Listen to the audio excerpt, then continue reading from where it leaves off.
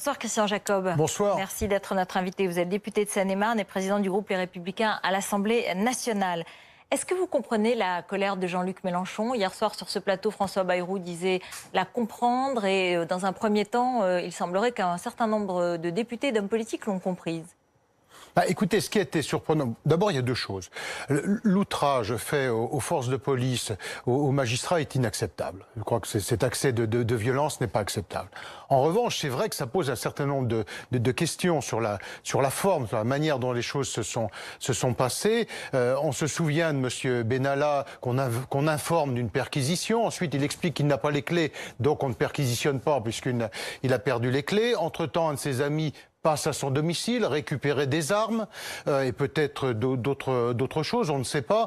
Et là, M. Mélenchon est bon. Vous dites deux poids, deux mesures, vous aussi, d'une certaine façon? Écoutez, moi je suis assez surpris. Au moins, ça mérite de s'interroger. Alors, je ne connais bien évidemment pas l'affaire au fond, donc il y a peut-être des choses qui l'expliquent. Mais M. Benalla, encore une fois, on lui demande s'il a les clés de chez lui, il dit que non, il les a plus. Donc enfin, on perquisitionne les a été perquisitionnées dans le cadre de l'affaire Benalla. Hein. Oui, non mais bien entendu, ça a été perquisitionné avec un temps de retard, ce qui a permis à avoir un de ses amis qui, soi-disant, est passé récupérer des armes. Oui, mais enfin, ensuite, sur une autre, il y a eu d'autres affaires comme celle-là. Moi, je sais pas, je crois qu'il y avait eu une affaire à peu près similaire avec M. Bayrou. J'ai pas souvenir qu'il y ait eu une perquisition à son domicile. Perquisition au modem, mais pas à son domicile. Non, pas à son domicile. Bon, voilà. Alors, il y a sans doute des éléments qui permettent de justifier cela, que je ne connais pas. Donc mais enfin, tout ça, vous sentez une certaine sympathie, quoi. Vous comprenez... Non, c'est pas une question de sympathie avec M. Mélenchon, non. Mais c'est simplement qu'on est surpris de la manière dont les choses se passent.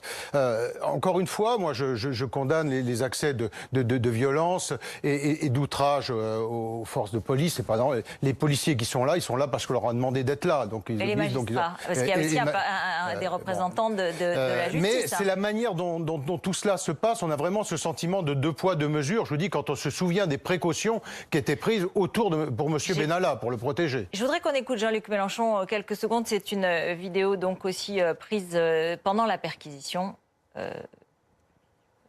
par un journaliste de Libération. La police n'est pas au-dessus de la loi républicaine et en tout cas de la personne des parlementaires. Exactement, la personne des parlementaires, elle est sacrée, messieurs, je vous l'apprends. La personne des parlementaires est sacrée ? Elle est dans le cadre, dans l'hémicycle. Bon, dans ce cadre-là, les parlementaires sont des justiciables comme les autres, bien évidemment. Il n'y a pas une forme de réaction un peu corporatiste là de tous les politiques qui se disent ah ça peut nous arriver, aïe aïe aïe. Non, mais c'est simplement parce que les justiciables, eux, ils peuvent pas se plaindre dans les médias. Et attendez, M. Benalla, c'est pas un justiciable comme les autres. Vous l'avez dit 4-5 fois là, c'est bon. Oui, mais là, je parle de Jean-Luc Mélenchon. Oui, non, mais d'accord, mais moi je fais le parallèle. Il est normal et tous les Français font ce parallèle. Mais donc vous considérez que là, il y a une opération politique ? Je ne dis pas cela, je dis que je n'ai pas les éléments pour le dire. Simplement, quand je regarde les choses en tant qu'observateur, je trouve qu'il y a deux poids, deux mesures. Mais voilà, c'est un constat et je pense que des milliers de Français font le même constat, c'est-à-dire s'interrogent. Alors, il y a peut-être des explications à tout cela, avec des éléments du dossier auxquels on n'a pas accès, on n'a pas connaissance. Mais aujourd'hui, tout le monde s'interroge. Pourquoi ? Alors le remaniement, il a eu lieu hier, vous l'avez déjà commenté, ensuite on va y revenir. Le président a pris la parole et il a eu cette phrase « Par ma détermination, mon parler vrai, j'ai pu déranger ou choquer certains, j'entends les critiques ». Vous appréciez ce mea culpa ? Non, c'était vraiment une opération où il a cherché d'être empathique alors que par nature il ne l'est pas. Bon, cette opération, c'est un loupé. C'est un loupé sur la forme, c'est un loupé sur le fond, parce que sur le fond, il ne dit rien. Il essaye de donner de la solennité à ce moment et on voit que ça échoue, ça ne marche pas. Il y a vraisemblablement une impréparation, ou je ne sais pas, peut-être un moment de panique. Mais il dit j'entends les critiques, j'ai choqué, j'ai dérangé, j'entends les critiques. Le moins qu'on puisse dire, c'est que ça ne sonne pas juste quand il le dit. Personne n'y croit au moment où il le dit. Et c'est pour ça que le sondage que vous présentiez sur la réaction des Français à cette intervention, le sondage, enfin les résultats sont très négatifs parce que ça ne sonne pas juste. Personne ne croit sa sincérité quand il le dit. Est-ce que ça vous a rappelé un certain nombre de fois où Nicolas Sarkozy avait dit j'ai changé, j'ai changé ? C'est différent, les deux personnalités sont d'abord très différentes. Et ensuite, Nicolas Sarkozy avait cette spontanéité qu'on lui a parfois reproché, mais là, M. Macron essaye de jouer complètement à contre-courant. Il n'est pas du tout naturel dans cet exercice, on le voit bien. Alors que Nicolas Sarkozy, je crois qu'on lui reprochait parfois de l'être trop. Non, mais les Français n'ont pas eu le sentiment qu'il a changé non plus, à l'arrivée. C'est ça, non, parce que je crois que les Français n'ont pas l'impression qu'il ne change pas. Mais je pense que fondamentalement, on ne change pas. La réalité, c'est celle-là. Après, on a tous des défauts que l'on peut essayer de corriger. Mais que sur le fond, on ne change pas. Et quand M. Macron essaye de jouer les modestes ou d'être empathique, ça sonne faux. Le ministère de l'Intérieur, c'était évidemment l'objet principal de ce remaniement. Vous comprenez que le président ait cherché à mettre à ce ministère un de ses plus proches, parce que c'est le cas en général d'un président... Oui, le ministre de l'Intérieur est en règle générale un homme de confiance du président de la République. Après, sur ce remaniement, c'est tout ça pour ça. C'est-à-dire 15 jours pour nommer M. Castaner. Donc en réalité 15 jours pour flatter l'orgueil du président de la République qui voulait montrer qu'il était le maître des horloges. Mais pendant 15 jours, on a bloqué en fait le travail du gouvernement, parce que c'est ça la réalité. Les ministres sont tous en attente à surveiller leur téléphone ou les chaînes info pour savoir ce qui se passe, parce que c'est des fois un moyen plus sûr que le téléphone. Les membres de cabinet aussi, et tout ça pour que rien ne change.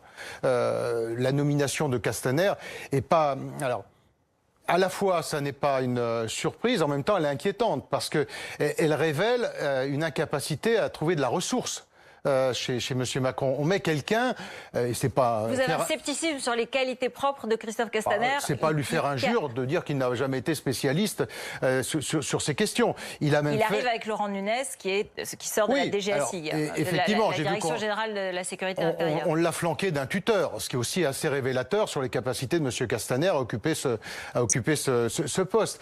Et puis, il a fait beaucoup de bourdes. À chaque fois qu'il s'est exprimé sur ce sujet, vous vous souvenez que ce soit sur la laïcité, que ce soit sur la sécurité, lorsqu'il évoquait le retour des djihadistes et qu'il disait qu'il préférait que les djihadistes reviennent en France parce qu'on pourrait les surveiller. Enfin, je veux dire, c'était quand même assez choquant d'entendre quelqu'un comme M. Castaner dire ça. Sur la laïcité, lorsqu'il comparait la burqa à la mantille de sa grand-mère ou de sa mère, je ne sais plus comment, je crois qu'il citait sa mère d'ailleurs à l'époque, lorsqu'il y faisait référence. Vous avez l'impression qu'il n'a pas de la rigueur dans ces domaines, et sur la sécurité, cela vous inquiète? C'est ce que vous dites ce soir. Une fois, ça n'est pas lui faire injure de dire qu'on n'a jamais... le moins qu'on puisse dire, c'est qu'il n'est pas de compétences là-dessus. Vous auriez préféré que ce soit Frédéric Pechnard, que vous connaissez bien, qui était proche de Nicolas Sarkozy, par exemple? Vous savez que non. Non, mais pourquoi? Peut-être pour la sécurité des Français. Pour la sécurité des Français. Ce que je pense, oui, mais pour la sécurité des Français, il valait mieux un autre président de la République et un autre Premier ministre. Simplement, c'est révélateur du manque de ressources, de l'incapacité à manager, à diriger une équipe, à trouver des personnalités. Et je vous dis, quand on le flanque d'un secrétaire d'État, effectivement, qui est un professionnel, ça peut aussi inquiéter. Mais Christian Jacob, c'est vrai qu'un jour, c'est le remaniement le plus long de la Ve République. Et c'est vrai qu'il n'y a eu aucune surprise, ou très peu hier. En même temps, ça a montré peut-être qu'il y avait une forme d'élargissement au centre-droit, au centre-gauche. Il y a des gens anciens socialistes, il y a Franck Riester qui vient du groupe Agir, qui viennent de chez les jupéistes et les on les avait déjà, c'est des gens... Pour vous, il n'y a pas d'élargissement de la majorité, il n'y a pas de changement de configuration de la majorité? Aucun. Le groupe Agir était en quelque sorte un syndicat d'aspirants à secrétariat d'État ou à ministre. C'était ça la réalité. Et donc aujourd'hui, il n'y a pas de signe d'élargissement. Et au-delà du sujet d'élargissement, on peut dire que c'est un sujet politicien. Mais il y a une incapacité à la ressource sur la compétence.